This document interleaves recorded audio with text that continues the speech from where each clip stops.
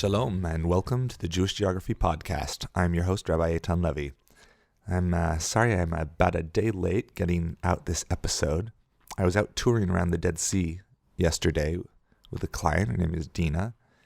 And one stop we made that's not always included on these Dead Sea area tours was at Qumran, the discovery site of the Dead Sea Scrolls.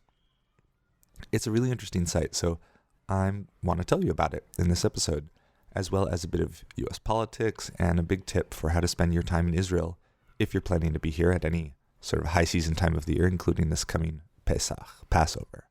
So without further ado, on with the show.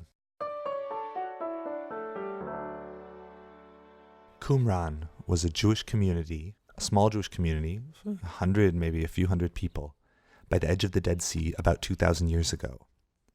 But they weren't just your normal sort of mainstream rabbinic Jews who are the forebears of traditional Judaism the way we see it today. This was a breakaway sect of Jews who were dissatisfied with the way Jewish worship was happening at the temple. And we know from our sources in the Talmud that they had good reason to be dissatisfied. There was corruption going on in the temple.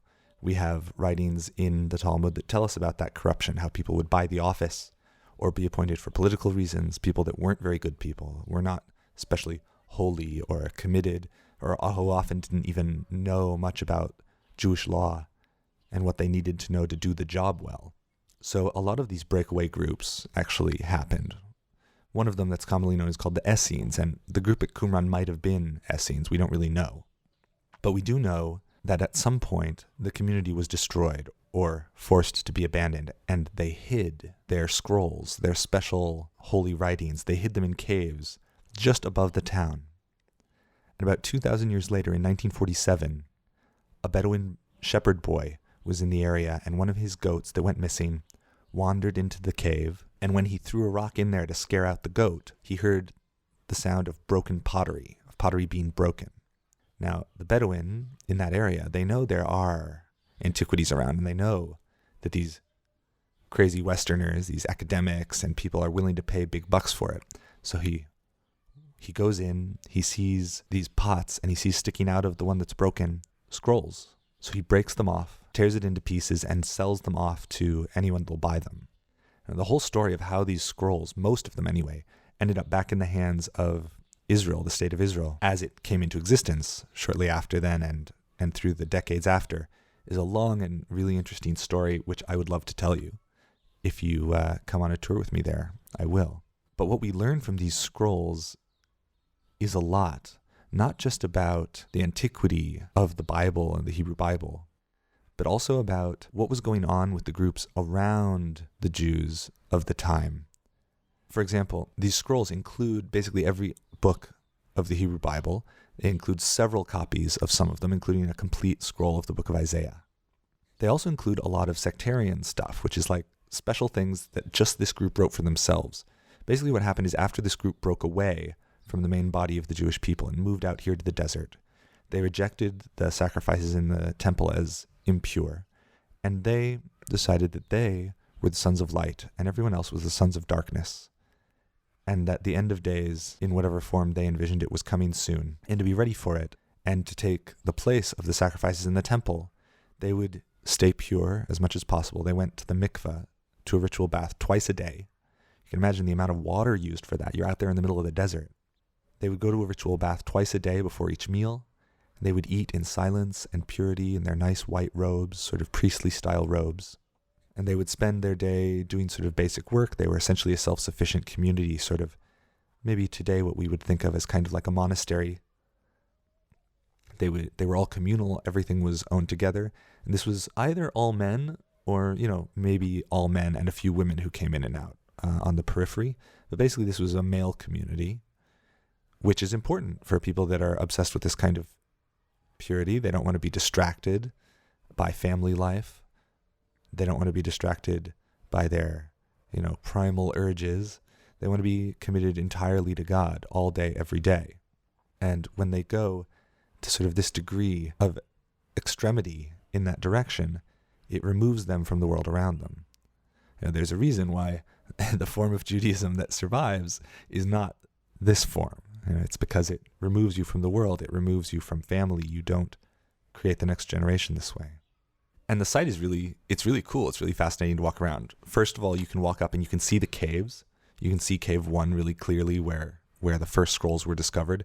And you can see that basically the whole community has been dug up, the whole compound that they lived in, where they collected the water coming down the cliff face into these cisterns and mikvaot, purification pools. And they have these water channels that flow all the way through the buildings, and they have different rooms. They have a refectory, a room for eating their meals together, and the kitchen with all the tools and everything, the plates and bowls and everything. And they have the room, the scriptorium, where they wrote probably many, if not all, of the scrolls that were found. You can see in your mind's eye when you look at it how these people would have lived. There's 2 reasons why the scrolls themselves are so important. One reason the scrolls are important is because it pushes back the oldest copies of the Bible we have by over 500 years from the latest, the oldest copy of the Masoretic text, the Bible, that we have from before that. So we already can push back sort of the antiquity of the Jewish text of the Bible an extra 500 years by that.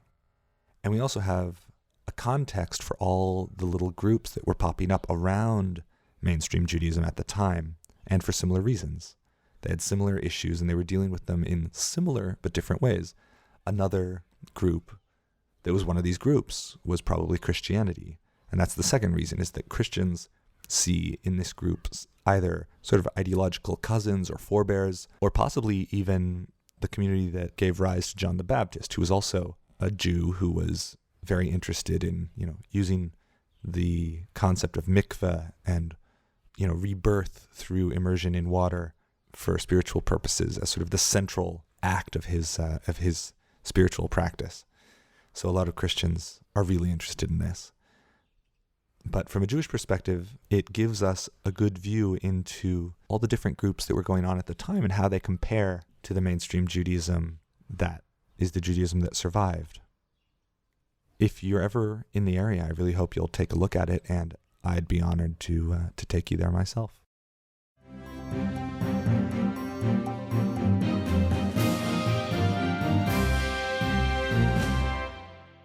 I'm looking at the election results from Super Tuesday this morning, and I'm seeing that Trump has basically locked it in. I mean, I don't know if it might be possible for him to lose the candidacy at this point, but he's looking like he's going to win it. And I just have to wonder if people voting for him have completely lost their minds.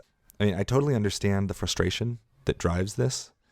You want an anti-establishment candidate, and I get that, but there's got to be people that are anti-establishment on the right who are not just, I don't know how else to put it, but they're just out of their minds. So the other day, Trump failed to condemn the KKK, the Ku Klux Klan, and this seems to have attracted the tepid endorsement of the perennial anti-Semite and bigot, Louis Farrakhan. So, which is just taking it to a whole nother level. Farrakhan praised Trump for not accepting, quote, Jewish money for his campaign. Now, we'll see if Trump thinks this is a good endorsement or not. But given that it has the word Islam in the name of the group, I would think he'd be willing to speak out against this, but you never know. But even if he does, just the fact that these are the people that are endorsing him, I think is really scary. And another problem, so let's talk about Farrakhan for a second. Farrakhan, this is just so ironic that he would get behind Trump. For those of you that don't know, Farrakhan is the head of the Nation of Islam, a group of mostly black Muslims in the U.S., which is incredibly anti-Semitic.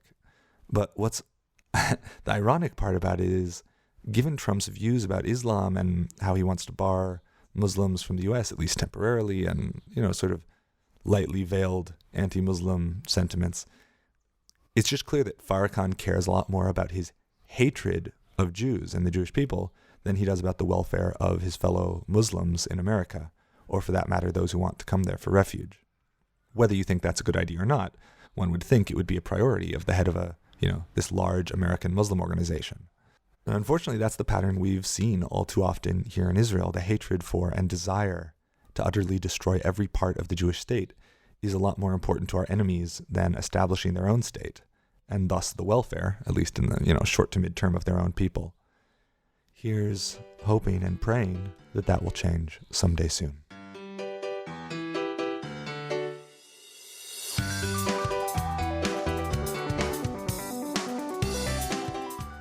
Are you planning to travel to Israel in the next couple months? Maybe for the Passover, Pesach holiday? Or any time when it's high season in Israel? Well, Passover in Israel, the roads are clogged with tourists. Everywhere you go, there are huge traffic jams, long lines, and usually pretty poorly cleaned bathrooms. But Judea and Samaria, known to some as the West Bank, just gets pleasantly busy as a nice uptick from the normal, very quiet atmosphere at most of our tourist sites out here. So in addition to being the cradle of Jewish civilization and the central stage for most of the Bible that takes place in the land of Israel, it's also off the beaten path enough that you can have a bit of room to breathe, even at the busiest tourist season. You can visit the Tomb of the Patriarchs in Hebron, ancient wine presses and mikvaot in Gush Etzion, Herod's palace and burial site at Herodion, Beit El, where Jacob dreamed of angels going up and down a ladder to heaven, Shiloh, where the tabernacle stood for 400 years, and just much, much more. It's much too much for me to list here. So if you're going to Israel this year around the holiday, or any other busy season, or really any time at all, and are looking for things to do, be in touch with me at eitan@rabbieitan.com. That's E-I-T-A-N is how you spell Eitan, eitan@rabbieitan.com.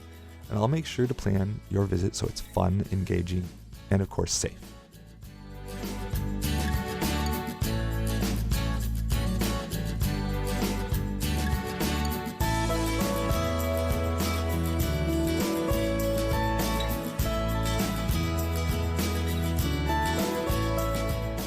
That's all for this week's episode of Jewish Geography.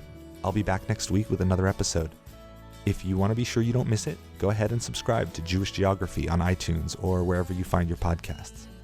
If you can't find it, just go to rabbieitan.com, that's RABBIEITAN.com/podcast, and click on the subscribe button. See you next week. In the meantime, God bless and be well.